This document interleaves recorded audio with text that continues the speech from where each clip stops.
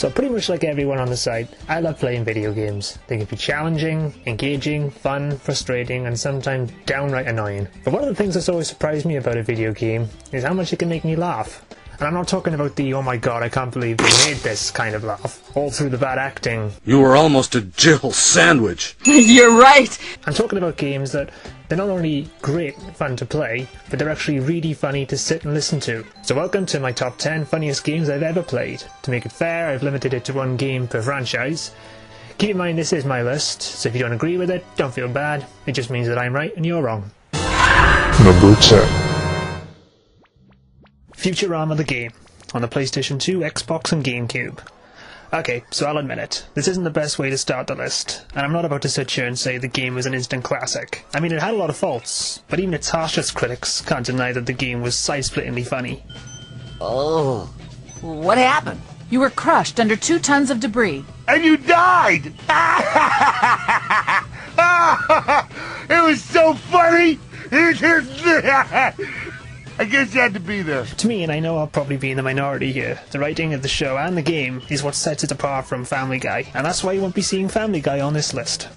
I guarantee that. Penned by the show's writers and creators, and acted out by the incredible cast, every Futurama character has a great moment. And while playing the game can sometimes make you want to shatter the disc in frustration, it's worth to persevere just to get to the next cutscene. Every time you die, it will automatically make an exact duplicate of you based on your X-rays, a DNA sample, and some scrapings from the inside of your tennis shoes. Wow, when did you invent it? About a week ago, and I've been trying to kill you to test it ever since. In fact, the cutscenes were so good, the creators took them and put them on a Beast with a Billion Backs DVD, half the cost for double the humour. Number 9. Punch-Out on the Wii. And to be honest, I was a little split on which Punch-Out to include. I mean, the original on the NES is the first game that I ever remember laughing at while playing it. But the new Wii version gets the nod because it manages to capture the humour of the classic, but it ups the ante to infinity with the huge amount of character each fighter is given. Every opponent has a unique personality, and their taunts, voices, and facial expressions are all hilariously portrayed in glorious over-the-top style. If I had to pick a favourite, it would have to be Aaron Ryan. This insane Irish madman not only comes across as if he's had one too many shots in the arm before the fight, but he cheats like a European footballer, using his head, elbows, and even another set of boxing gloves on the end of a rope to try and take you down.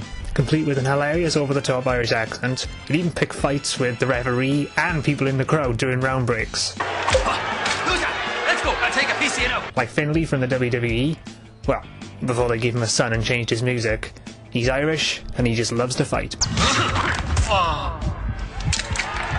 TKO! Number 8.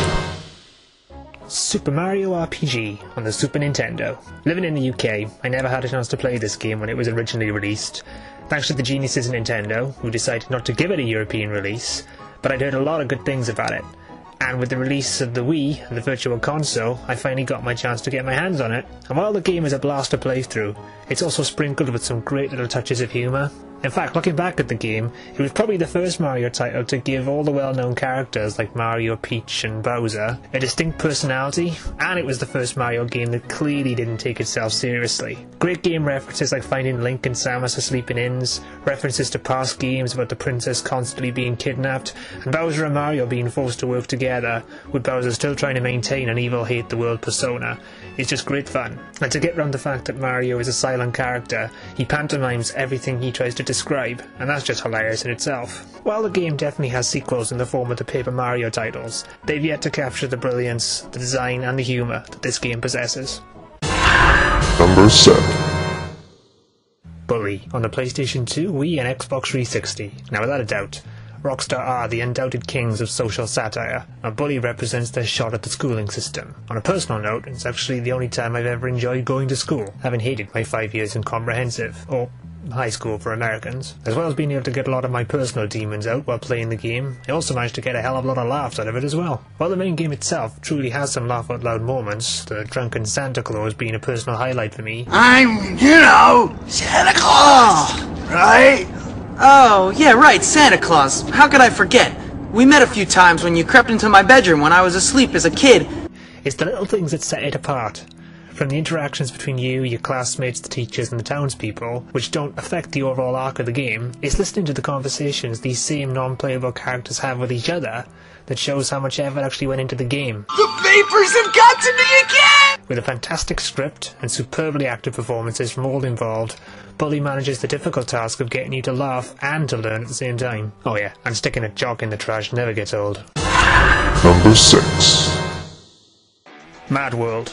Now, I'm not a fan of violence, which may come as a surprise when you consider the games I've got coming up. But when a game comes along that's just so over the top as Mad World, when I say over the top, I mean Evil Dead times 1,000 over the top. Real life physics don't really apply anymore. Taking part in a game show called Death Watch, the object of the game is simple. Kill or be killed, but kill in the most insane and creative ways possible. The death animations are some of the most creative and funniest I've ever seen in a video game. Things get even crazier when you enter a bloodbath challenge. Introduced by the Black Baron, he explains what needs to be done, and then is promptly killed, and this happens, I think, in every level of the game.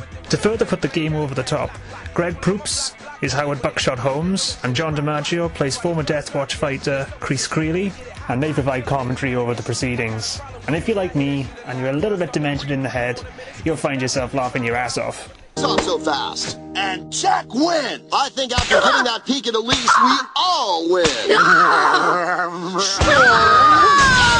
the window with her wings clipped. Bravo, Jack! Did you see that? That was awesome! Oh yeah, Jack did a good job. With its over-the-top violence, fantastic commentary, and hilarious death animations that make Mortal Kombat look like a schoolyard brawl, Mad World will make you laugh even if you really shouldn't.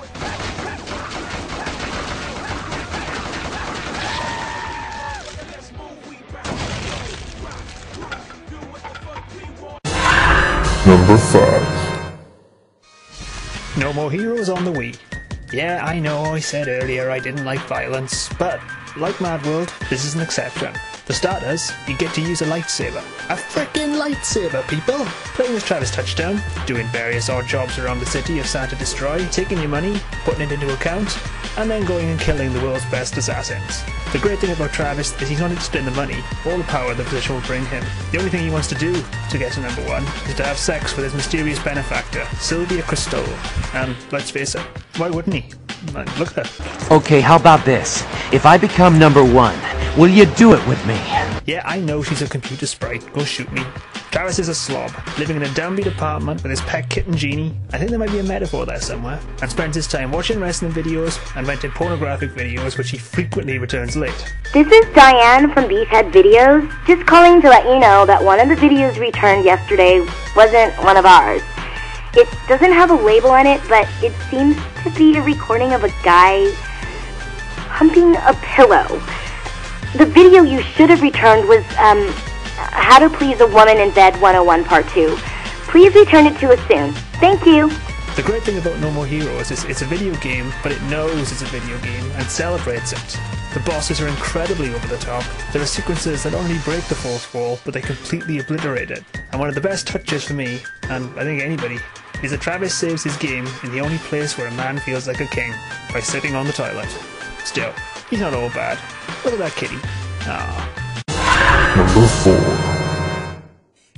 Grand Theft Auto San Andreas. I know, it's another violent game. Okay, I'll rephrase what I said earlier. I don't like real-life violence. Yeah, that should stick. Excellent. Now, where it's Bully, allowed Rockstar to poke fun at the school and education system, with the GTA series, nothing is safe from parody, as they take shots at advertising, food stores, businesses, movies, famous well-known people, and even rival franchises like Driver. My favourite parts of the game, though, not including the main game itself, are the radio stations. Yeah, this is Brad. I'm really into pleasuring myself. Good grief! Like every GTA game, there's a range of stations to listen to, but my favourite, and the funniest for me, in the whole of the GTA series is the WCTR Talk radio station. WCTR houses the regulars like Laszlo, The Well Traveller by James Badiston, who's a child molester, wanted in Malaysia, and is being investigated by the FBI. And I Say You Say, a political debate show hosted by husband and wife Liberal and Conservative team Peyton Phillips and Mary Phillips, with Peyton being the extreme Liberal and Mary a hardcore Conservative. The writing is the sharpest it's ever been, and I can happily just drive around for hours listening to the various toasts shout, argue and offer words of advice to their callers. Hello, you're on Wild Traveller. Where are you? I'm on a cliff. How romantic. I want to jump. I know what you mean. Jump into the unknown. How can it be a sin if it feels good? Anyway, what's your question? Why am I here? I don't know. Why are you there? Where are you?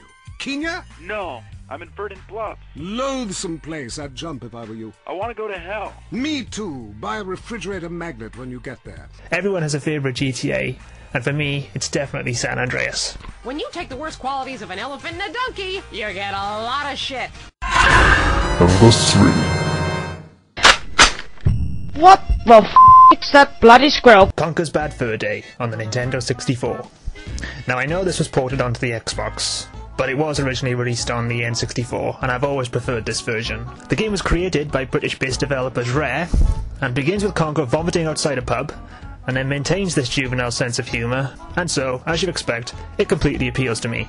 Every character has a voice and something to say. And that is the crappiest kick-ass I've ever seen. Which usually comes in the form of a foul-mouthed insult, laced with profanity, and of course, features the greatest video game boss in the history of video game bosses. I am the great mighty Pooh, and I'm going to throw my shit at you. Conker, the hero of the game, isn't a noble warrior looking to right the wrongs of the world. He's simply hungover after a late night drinking with friends and just wants to go home and go to bed. Why can't more heroes be like this in video games? The game is ripe with great movie references, parodies, innuendos, and fantastic voice work from the cast, of which there were only 3 people. It's a simple game with a kick-ass sense of humour. It represents Rare's own sense of humour at its best, and possibly Rare at their creative peak too. Of my butt. Your butt. My butt. Your butt. Right, my butt. Yeah. My butt. My butt. Number 2. Broken Sword, The Shadow of the Templars. Now this is a point-and-click game that can be incredibly misleading on the eyes. Its cartoony graphics hide a serious undertone. Your character can die, and die in many different ways, be it shooting, stabbing, or crushed. Laced within the game, though, is a fantastic narrative and an excellent script. Taking the role of George Stobart and uncovering the clues of a vicious assassination, your journey takes you all over the world where you meet a huge number of colourful and interesting characters, usually managing to annoy them in one way or the other, but handling them with a cool, sarcastic wit. My favourite place to visit? Well, Ireland, of course. The locals are all mad as hatters, but it's so funny with the performances pitched at just the right level that it's a shame to leave. Hi. Do you speak English? Well, no. What if I was to say no? With killer dialogue and fantastic delivery from all parties, Broken Sword is not only one of the greatest games I've ever played, but without doubt one of the funniest too. I gave him the look I'd perfected when I was 12 and was going to be the greatest hypnotist of all time. It was a killer. Are you attempting to hypnotize me, or is it the constipation you're suffering? And now, before number 1, let's recap. Not for suspense, not for information, it's just because I love to make you listen to the sound of my own voice. For number 10, better than Family Guy, Futurama. Number 9, boxing as it should be, with Punch-Out. Number 8, a Mario game with multiple plots, Super Mario RPG. Number 7, school demons exercised in Bully. Number 6, Sin City meets the Wii, with Mad World. Number 5, wield a lightsaber in No More Heroes. Number 4, enjoy the radio like never before in Grand Theft Auto San Andreas. Number 3, see the world through a drunken squirrel's eyes in Conker's Bad Fur Day. And number 2, save the world and cross the road when the little man shows green with Broken Sword, The Shadow of the Templars. Number 1. The Secret of Monkey Island. Come on, like you were expecting anything else? The Secret of Monkey Island is the first point-and-click game I can ever remember playing, and from the moment Guybrush appears on screen and has his conversation with a blind lookout, I started laughing, and just continued laughing right up until LeChuck goes boom. Unlike Conker, where the humour is very crass, the humour of Monkey Island is laced with subtlety, and given that there's no voice work, it's a testament to the strength of the script, that even in your head it can sound funny. Guybrush being able to hold his breath underwater for longer than is humanly possible, his conversations with many of the characters he encounters, and of course, the insult sword fighting, are all the factors that go into making Monkey Island not only a true classic, but without doubt, the funniest game I've ever played. F*** off.